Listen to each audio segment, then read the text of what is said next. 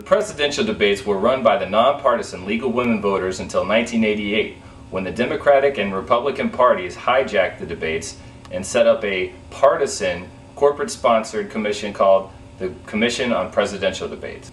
Posing as an institution committed to voter education, the CPD has continually and deceptively run the presidential debates in the interest of the Democratic and Republican parties and not the American people. This weekend at the Media Reform Conference, we asked leading media reform advocates what they think about independent presidential candidates being allowed in the presidential debates. Here's what they had to say. I think that as many candidates as possible should be included in all parts of the presidential election process. I think it makes democracy stronger. I think it makes our choices stronger, and anything that we can do to help increase choices, I'm 100% in favor of. The whole thing with the debates is that the Republicans and the Democrats came together to form a debate committee, which was designed, in my opinion, to exclude any of the third-party candidates. And so in order for a third-party candidate to show up on the field, they're going to have to get significant numbers without the aid of the type of news coverage and exposure that these debates give to a number of people. So I think it's kind of messed up, and I think that third-party candidates, especially if they resonate with a certain type of audience, needs to be able to have that space.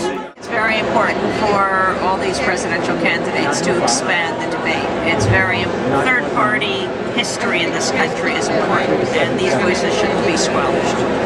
I think if you have enough signatures to qualify in enough states to mathematically make it possible for you to be president, you're on the stage. No argument about it. In every major country on the planet, when there's a presidential campaign going on and debates are held, all the candidates are included. In France, in the last presidential election, which finally ended up choosing Nicolas Sarkozy as the new leader of the country, they had debates that featured 7, 8, 9 candidates. Among those in the debates was a working postman, a working bank clerk, real people who had gotten the necessary petition signatures and were on the ballot. And you know what? France survived. The fact of the matter is the United States could and should have debates that include all of the candidates who are on a number of ballots nationwide that would allow them to become president. It's a simple model.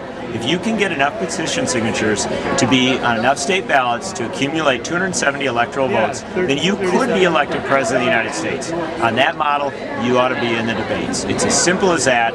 Every other country in the world can figure it out. It's time the United States did as well.